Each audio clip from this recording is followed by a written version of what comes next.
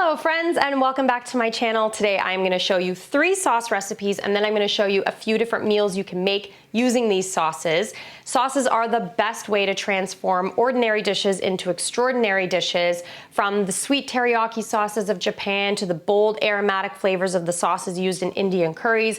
They're the best way to add some vibrant life to your meals. Now, as nice as it would be to be roaming the fields of Italy picking fresh tomatoes to make homemade pasta sauce, or grinding your own fresh spices for Indian curries, the majority of us just simply don't have that kind of time in the life and society that we live in. So these recipes are very, very simple, can be made in minutes and stored in your fridge for up to a week, and can be used in multiple different ways. So let's get started. For the first recipe, we're making a vegan pesto. Start by mincing 2 cloves of garlic.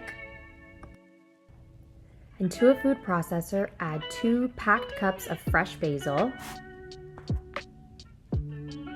1/3 cup of pumpkin seeds, the minced garlic,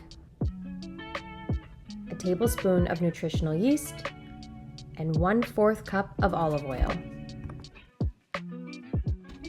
Puree the mixture while gradually adding in the remaining 1/4 cup of olive oil. Add the pesto to a glass jar and store in the fridge for up to a week. I recommend removing the pesto from the fridge about an hour before use because the consistency is better at room temperature. For the next recipe, we're making a bold and spicy Goji jang sauce. Start by finely mincing 3 cloves of garlic and adding this to a glass jar.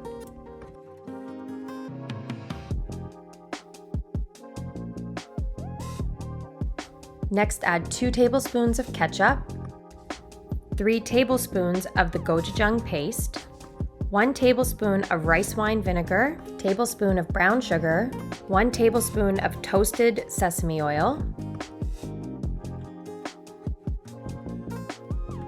and 2 tablespoons of tamari or low sodium soy sauce.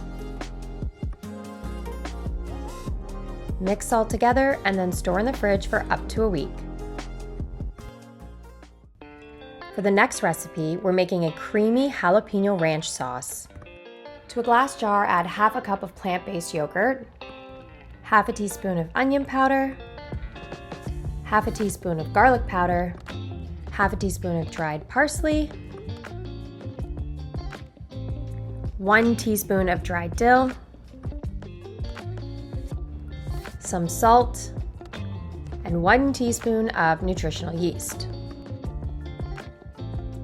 Next, we're going to finely mince some chives. You can use as much as you want here, but I tend to use about a tablespoon. And lastly, we're going to de-seed and finely mince 1 jalapeno.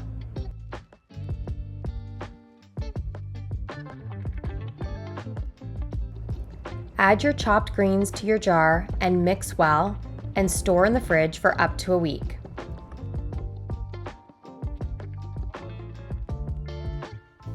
Now that we have our 3 sauces done, let's go ahead and see what we can make with these.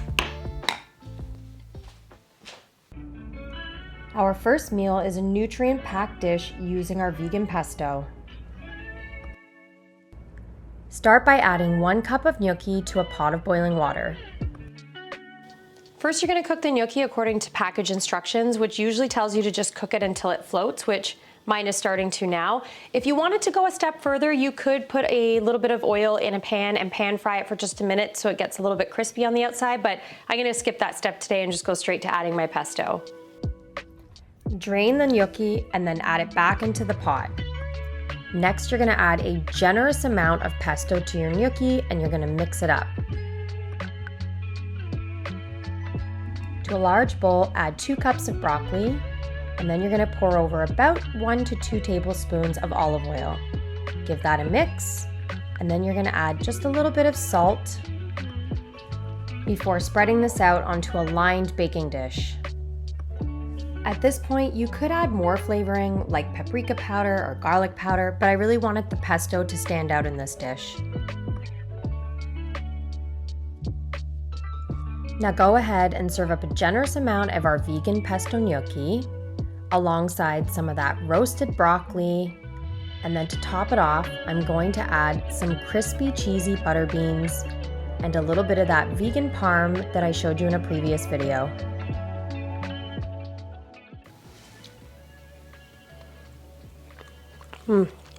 That's so good. Best vegan pesto ever. The next recipe we're gonna make is a goji jang tofu. This tofu is spicy and sweet and super delicious, and every time I make it for anyone, they love it. But I wanted to jump in here before we get started on the recipe and just talk about the actual tofu itself. So for this recipe, I am using a firm tofu. You can use firm or extra firm tofu. You don't want to use anything too soft. And what I like to do is freeze and then thaw the tofu. When you do this, the tofu actually becomes a little bit spongier, and then it absorbs the flavor from the sauce 10 times better than it would if you didn't freeze it, and it just ends up crisping up a little bit nicer as well. So also you can keep your tofu for longer if you freeze it and just remove it a few hours before you're gonna use it. So all right, let's jump into the recipe now. Start by tearing up an entire block of tofu. We are tearing the tofu instead of cutting it because the rough edges help to absorb the sauce more effectively.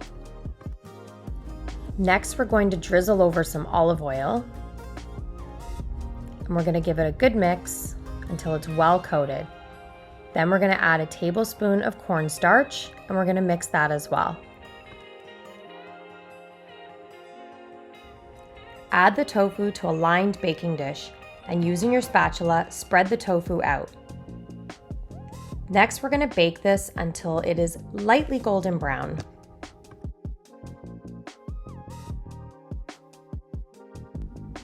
Once the tofu is lightly golden brown, we're going to remove it from the oven and transfer it to a frying pan, and then we're going to add our sauce.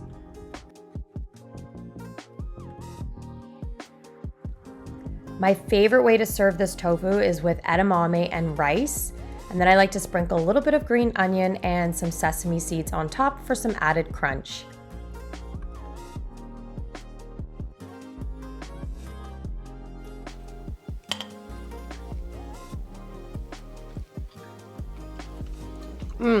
Spicy, vibrant, colorful, high protein.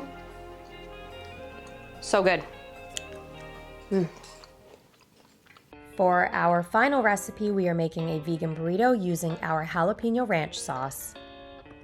To a large whole wheat wrap, I'm adding black beans for fiber and protein, some sweet corn, red bell pepper, some Mexican rice, some vegan cheese, some avocado, and a generous amount of our jalapeno ranch sauce.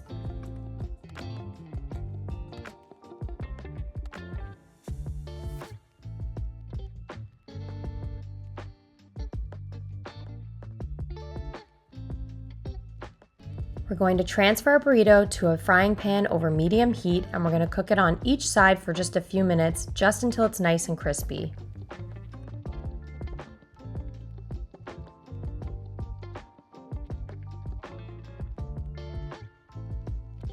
Well, there you have it, 3 simple sauces and 3 simple meals using those sauces. Thank you so much for joining me today. I really appreciate you being here. I love this little community that we've started to build. All of the recipes can be found on cashewsandcarrots.com, including the recipes for the Mexican rice and the crispy cheesy butter beans as well. Thank you again, and I will see you in the next video.